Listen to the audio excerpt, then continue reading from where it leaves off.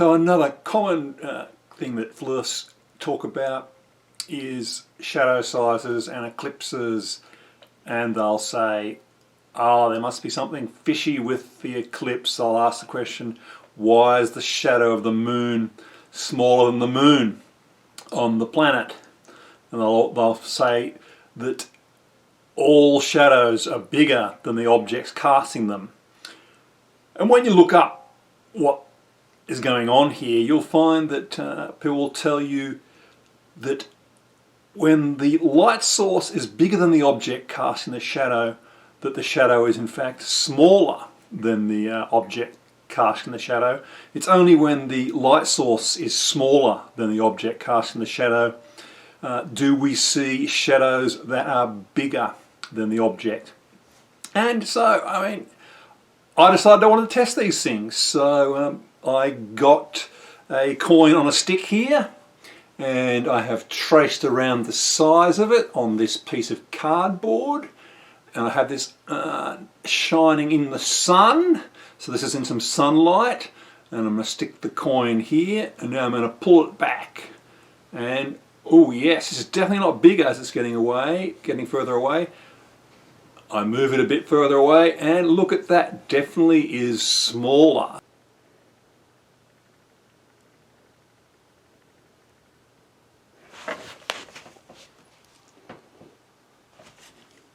So when we've got the sun as the source, the shadow is smaller, get it further away. And you can also even see fainter edge around it. So this is this umbra and penumbra effect that you hear being spoken about with eclipses. So as I understand it, the umbra is the dark portion, and then there's a slightly less shadowy portion, a less dark portion that is called the penumbra. So, and I'm definitely seeing that here. And so I'll bring it now back, and you can see, yeah, look, it was always the dark part of the shadow was always smaller than the object casting the shadow. I'll also test it with a light source that is where the light source is smaller than the object casting the shadow. So is the shadow always bigger than the object casting the shadow? This time I'm going to do it with a light source that is smaller than the object. So I've got my mobile phone here, and it has a light there. It's small. It's smaller than the object that's blocking it, that's going to create the shadow. So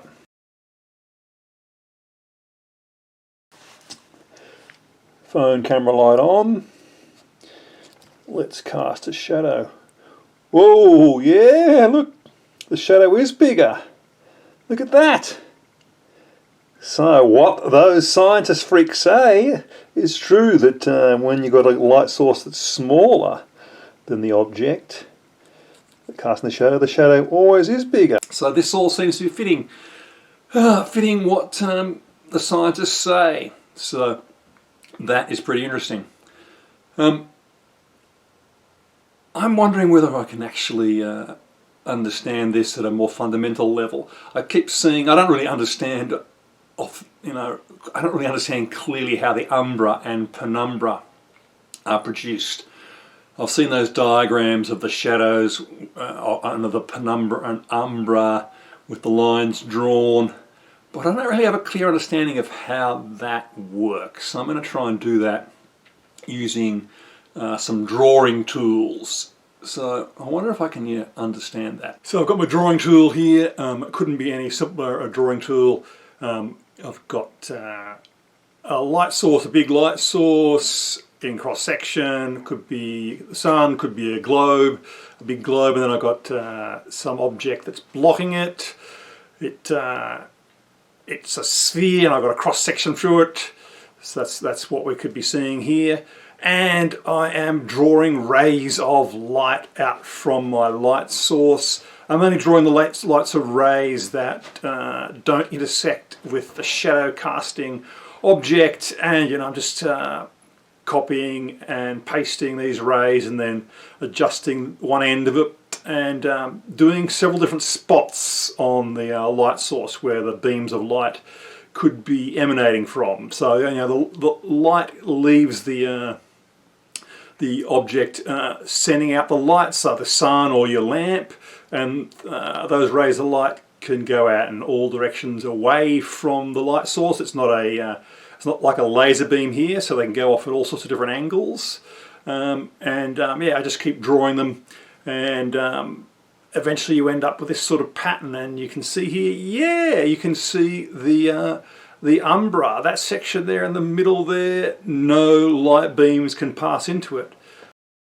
And so if we had an object inside that umbra region there, and that was some sort of, like drawn here with a black line, you can quite easily see that, the shadow that umbra would generate is obviously going to be smaller than the object that is creating the shadow. Anywhere you put that object inside the umbra there, the shadow is going to be smaller than the object casting the shadow. So this is why this happens. So it's fairly simple geometry, and actually when you do the drawings, it's quite easy to see that light source bigger than the object casting the shadow. The umbra, the dark shadow, is always going to be smaller. So contrary to what the average flat earther will tell you. It's a little bit tricky to see the penumbra. I think you can kind of see it here where there's less beams crossing through these two regions, and that probably illustrates the penumbra. Okay, so I think a better way of figuring out and visualizing how the penumbra works is, rather than considering lots of different beams of light coming out from the light source in all sorts of different directions, is to look at individual points of the target and see what light beams that can possibly hit that.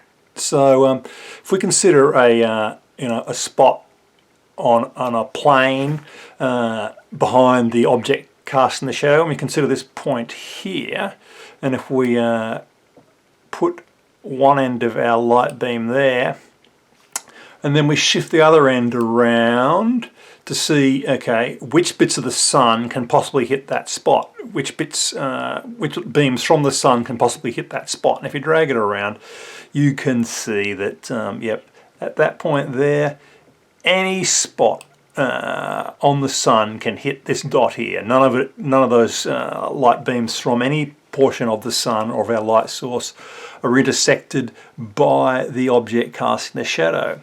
Now, this red line here, that is the line that people will say, oh, that represents the edge. Oh, actually, it's this line here. This line here, oh no, it is that one there. This line here represents the edge of the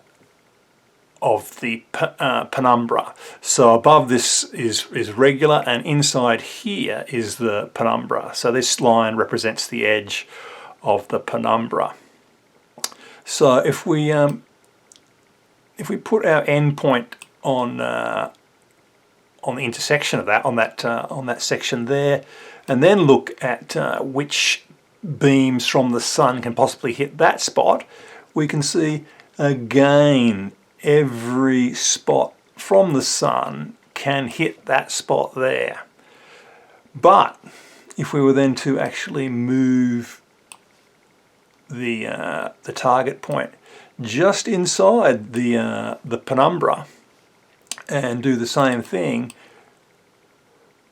dragging this line around, you can see, yep, most spots from the sun can hit that point there until we get to about here, and then it starts to get blocked by the shadow casting object. So regions past here from our light source cannot strike this point. So that explains why this is in the penumbra. This is partially shadowed, that some parts of the sun, light from some parts of the sun can get to it, but not all parts of the sun.